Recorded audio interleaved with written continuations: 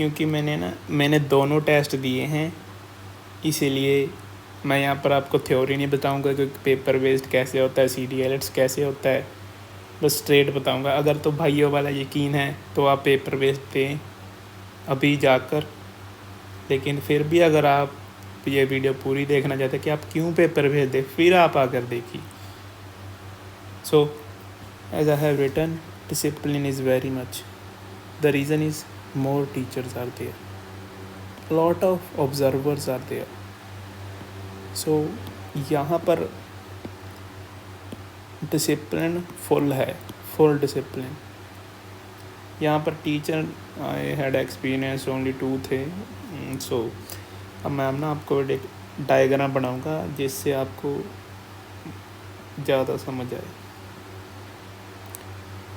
ये कैबिन बना रहा हूँ मैं। अगर यहाँ पर कंप्यूटर है और एक यहाँ पर होगा, लेकिन कोरोना के कारण एक बच्चा यहाँ पर बैठेगा, एक यहाँ पर बैठेगा, फिर ऐसी कैबिन यहाँ पर होंगे, ऐसी यहाँ पर होंगे, ऐसी यहाँ पर होंगे। अगर ये रो A है, B है, C है, एक टीचर यहाँ पर खड़ा रहेगा, वो ज़्यादा नहीं हिलेगा, वो A रो को पूरा ऑब्जर्व करेगा। लेकिन दूसरा टीचर, उसकी बेचारे की ये गलती की थी, क्योंकि वो भी बेचारा क्या करे, वो कभी यहाँ पर जाएगा, फिर वापस आएगा, यहाँ पर खड़ा होगा, फिर यहाँ पर जाएगा। जब तक वो यहाँ पर क्या है, ये रो तो पूरी हिल गई ना। वो कैसे हिली वो मैं आपको नेक्स्ट पॉइंट में बताऊँगा।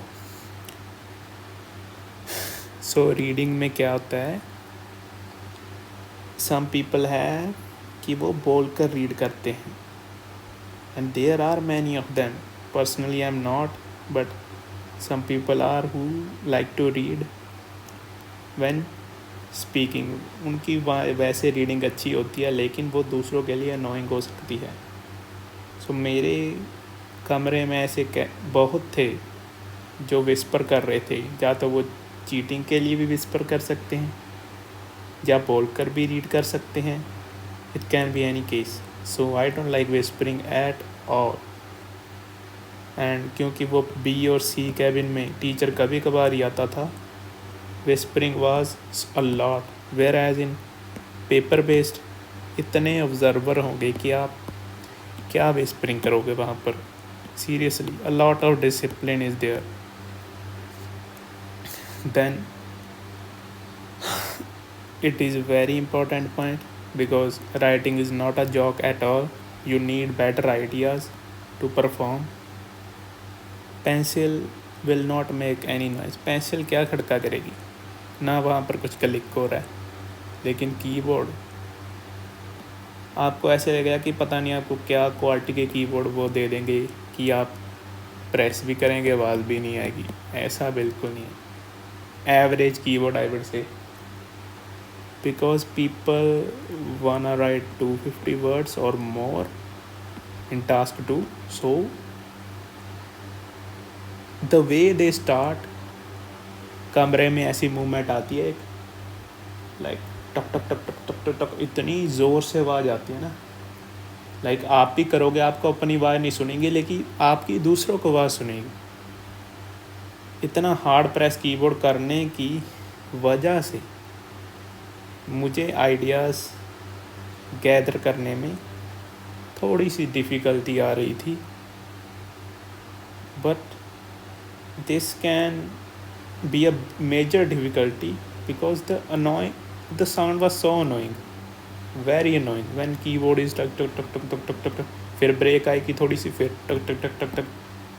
Personally CDLS was a flop. Another major point यहाँ पर होती है कैबिन इंटरव्यू। कई शहरों में कहते हैं वीडियो कॉल कराएंगे, लेकिन नहीं कराते हैं आजकल।